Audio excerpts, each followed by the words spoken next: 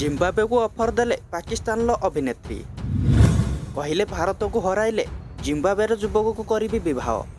Australia रे चलीथिबा टी20 cricket विश्वकप super 12 पर्याय शेष मैच रे जिम्बाब्वे को परास्त कले भारत सेमीफाइनाल खेलिबा पई योग्यता हासिल करिवो। आसंता 6 तारिख दिन एही मैच अनुष्ठित हेबो।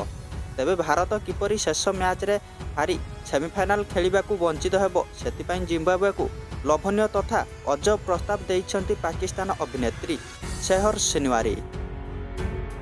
सुपर 12 पर्याय मैच रे जिम्बाब्वे 1 रन ले पाकिस्तान को हराई एक रोमांचकर विजय हासिल करथिया बेले भारत को मध्य आसंता रविवार मैच रे जिम्बाब्वे परास्त करू बोली पाकिस्तान अभिनेत्री शेहर जिम्बाब्वे दल को आह्वान करिछंती। कारण भारत हारिले पाकिस्तान विश्वकप रे सेमीफाइनाल प्रवेश करियो बोली से आशा रखिछंती। तेणु से जिम्बाब्वे खेलाड़ी को एही नियारा तथा एक हास्यास्पद प्रस्ताव देइछंती। शेहर एही आह्वान देही कहिछंती जे जिम्बाब्वे यदि शेष मैच रे भारत को परास्त करदेब तेबे से आफ्रिकीय देशर जड़े युवक को विवाह करिवे।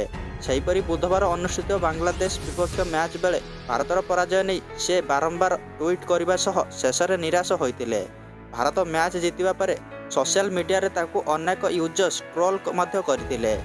यह सत्वे भी से पुणी थरे भारत जिम्बाब्वे मैच को नहीं ट्वीट करिसंती।